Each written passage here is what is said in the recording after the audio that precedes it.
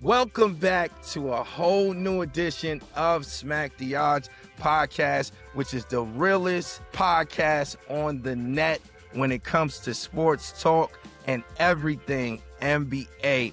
Today, we're going to discuss the firings this week, the scandals, the breakups, and all of the above. We're even going to dive into the arrest of Pat Beverly and also Tony Allen. This is like no other podcast because we combine sports and basketball with actually winning and smacking the odds. Today, our breakdown features also the Lakers scandal and players allegedly being asked to turn in their phones. We're going to go over that and we're going to get right into it. But before we do like, subscribe, and comment so that way we stay in the know-how on what's going on. So let's start first with the Nico Harris firing. Mid-season, the guy trades Luka Doncic to the Los Angeles Lakers for Anthony Davis and a draft pick. That draft pick turned out to be Cooper Flag, which is still a development pick. However, the Dallas Mavericks rank absolutely last in the West. They went from being a team 1 year removed that was in the Western Conference Finals to now becoming the last team in the West. And the ownership wasn't feeling it. Their son showed up to the game in a Doncic jersey and a Lakers jersey. And the next day, Nico was gone. I think that he could have handled the situation a lot better. And just getting into your GM position, you do not trade your superstar player. You first find pieces that fit with him, and then you see if you can make a trade if those pieces do not fit with him. So very ill-advised and was not a smart move at all on behalf of Nico Harris. But you got to give Rob a lot of credit. He looks like a genius right now. You got an aging LeBron James. You had an injury-prone AD. You traded him, got arguably a generational talent and a future Hall of Famer in Luka Doncic. So he's looking like a genius. Rob is looking like a genius. You also have AR playing well over there as well. And LeBron hasn't even gotten back yet. And they're in the hunt for the number 2 spot in the West. They're standing currently at number 4, but I think this team sky's the limit with the Lakers. I truly think they pulled off a smooth one on Nico Harris, and he got fired. And this comes when the ownership changes hands. So you got to understand, prior to Nico Harris getting hired even, Mark Cuban sold his stake in the Dallas Mavericks to Sheldon Adelson, which Sheldon Adelson, he actually is from Las Vegas. He owns the Wynn billionaire in the casino industry. So I'm wondering if that has anything to do with it. Maybe the Dallas Mavericks are tanking the season and they're behind the scenes getting rich. I don't know what's going on there, but he was he is currently a casino owner, Sheldon Adelson, the current owner of the Dallas Mavericks. That looks to be, maybe it could be a future move to move the Dallas Mavericks to Las Vegas. I don't know, but I think that Nico Harris could have did a better job in handling that situation. And I feel like Luka came off. I mean, yeah, he's going to have to pay more in taxes. When you're in Hollywood, you're a superstar. You're going to start getting different roles. You're going to start seeing him pop up in different commercials. You're going to start seeing him get a lot more sponsorship money. So I think that makes up for the difference in which he would have lost actually staying in Dallas. So it makes sense for him to stay diligent, stay down. You're going to do great. You're going to do fine. All right. You're going to do fine. Luka Doncic is good. But I've never seen a GM get fired mid-season on a job that you just got about a year ago. So I think the organization really lost trust, and they had disagreements with roster moves. Also, it may have been a mistake drafting Cooper Flag at the 1 spot. You could have got VJ Edgecombe, which is arguably right now the rookie of the year, in my opinion. You could also got Ace Bailey, Dylan Harper. There was other people there, but you chose Cooper Flagg. And no disrespect to Cooper Flagg, he has a great game, very great court awareness and high IQ, but he lacks that dog, man. Sometimes you need that dog, man. A person that really wants to just dominate every night. They want to take those shots.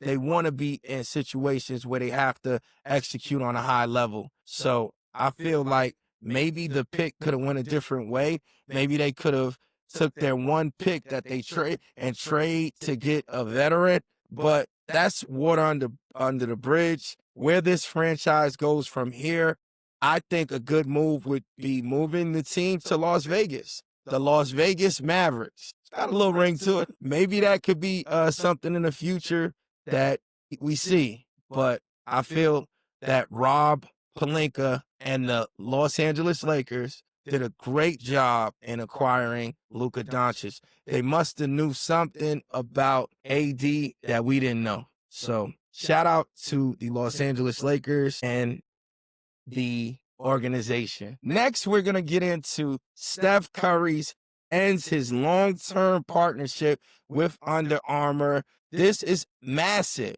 Steph was Under Armour's go-to guy for basketball.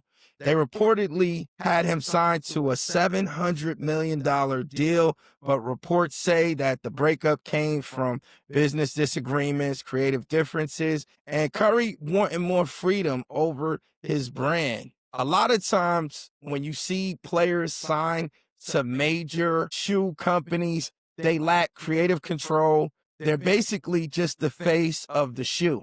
They produce the shoe and they say, "Do you like it?" And then they go with it. With Steph's impact on UA sales, they went through the roof. They did pretty good, but the company has since struggled lately. Hence, probably why they want to cut ties in that long-term agreement. Where Steph might go, who knows? It might be Nike, but the Curry brand, I heard he's also in talks with Jordan, and you never know where he's going to go. I think Stephen Curry is the greatest shooter in NBA history, and he's going to go down as that. I've never seen anyone shoot the ball with as much efficiency and just a pure stroke as Stephen Curry. His cultural impact to kids in the Under Armour community is because of Stephen Curry. And this is going to be a legacy shift. I'm excited to see where Under Armour goes from here, the fan reactions, how they're going to react to him not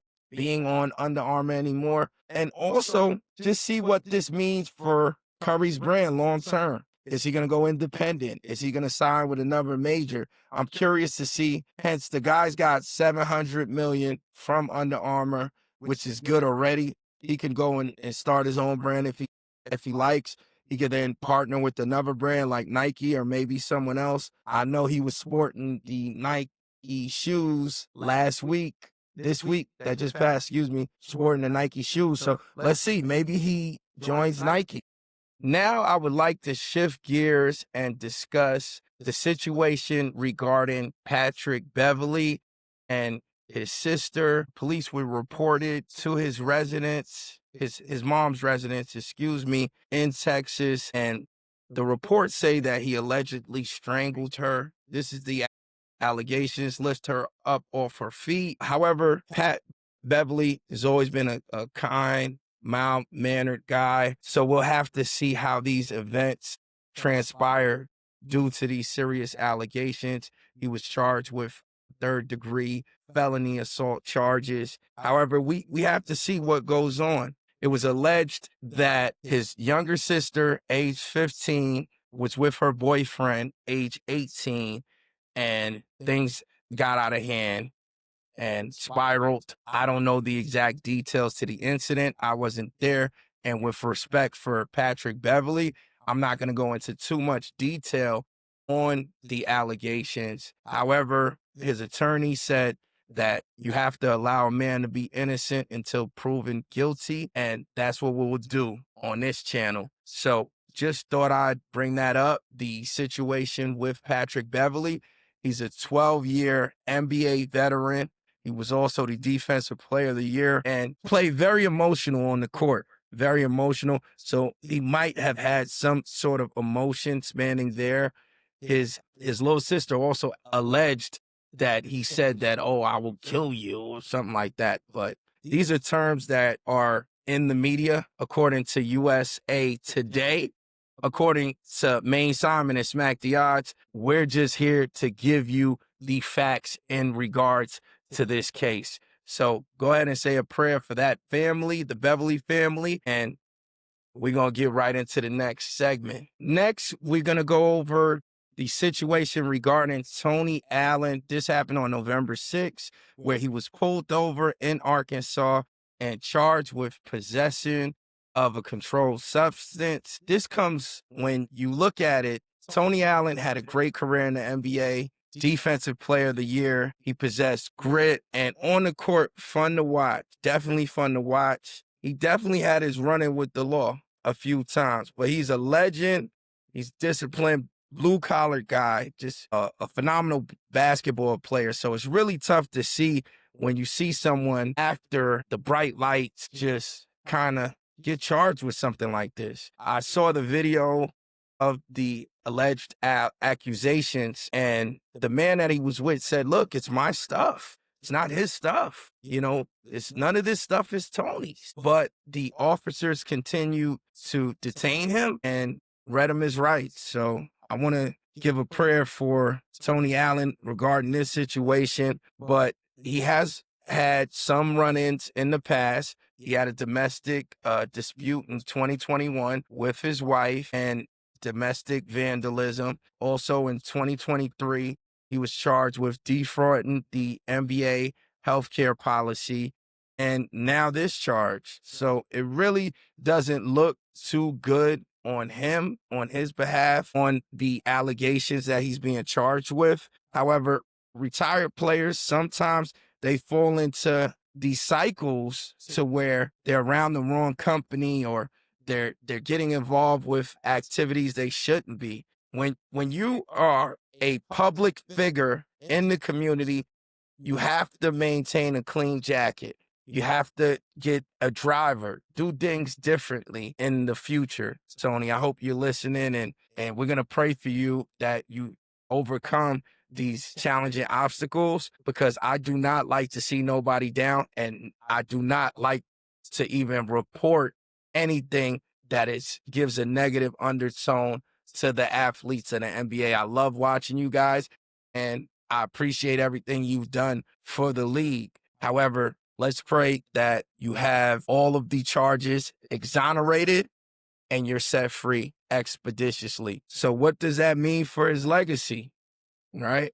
You have a person that's won championships, Defensive Player of the Year as well. What does this then do for your legacy? So let's not just think in the moment. Let's think legacy at all times, players, and you'll be abundant. Okay. Now, this one right here has got to be the most wildest thing I've heard of all week. The Lakers asked to turn in their phones and their phone records. This investigation in the league believes something's going on. They're not going to just ask for phone records if they didn't feel like they had anything worth tracking or deep intel that they need to maybe crack a case. Is this due to gambling? Is this suspicions of something going on with LeBron or any of the top players? This always leaves you to wonder, like, why are the Lakers always the most watched team? Whenever the viewership is there, that means that there's something that could be going on there. Why people come to watch? They either want to come watch, see you lose, or they want to see you win. But we don't know the full scope yet, but phone records have been assessed. This means that they're going to be looking for communication patterns, calls, texts, timing, and it's deeper than what we could even believe. Maybe it has something to do with the Chauncey Billups, Terry Rozier case. Also, Damon Jones was LeBron's teammate in Cleveland. Let's not forget that, okay? Let's not forget that the Lakers have a high payroll. So all of this ties into sports betting, and I feel as though being that the league has received over $10 billion from the networks, that they're going to crack down. They're going to make sure that players are playing and competing at a high level. And this is similar to what happened with Emi Udoka in Boston when they asked and they confiscated the phones and they found out that he was cheating on his wife with the trainer, and they fired him. They got him out of there. Now he's the coach of Houston. So you got to look at what's going on in the league and make sure that you understand how this can affect you in sports betting. The Lakers has since been playing very well. All of a sudden, they're covering left and right. All of a sudden, what do you know, right? So maybe the league's like, look, man, we need your phone records, and y'all better start playing hard because we see you out there throwing games, doing this, that, and the third. We need you to play well. We're not going to play games with you no more. So that is the Lakers drama and the mess that we got going on with the Lakers. So in closing, this week it's been straight up chaos. You got the Nico deal going on, Pat going out and allegedly choking his little sister. You got Tony Allen allegedly being caught with a positive substance. So I want you guys to understand the league, even I want to show the comparison to now and then where it could go. The one thing you want to always do is control your emotions in every situation. And then also think outside the box. Don't be around people that can jeopardize the welfare of your brand and your integrity. These are valuable lessons that we need to learn and we need to understand. We also need to come together as a people and like, comment, and subscribe to the channel. And thank you for rocking with me today. If you want to become a premium member where you get my exclusive picks for only $25 a week, do hit the link below. I'm also going to do some giveaways. So we're looking for more people that want to enter the giveaways. If you want to enter the giveaways, do comment. And we're giving away $500. So when I drop a post that's in the short and I say fade it or take it, drop a comment if you're fading me or if you're taking it. I love to share information. And this week we got an exciting slate.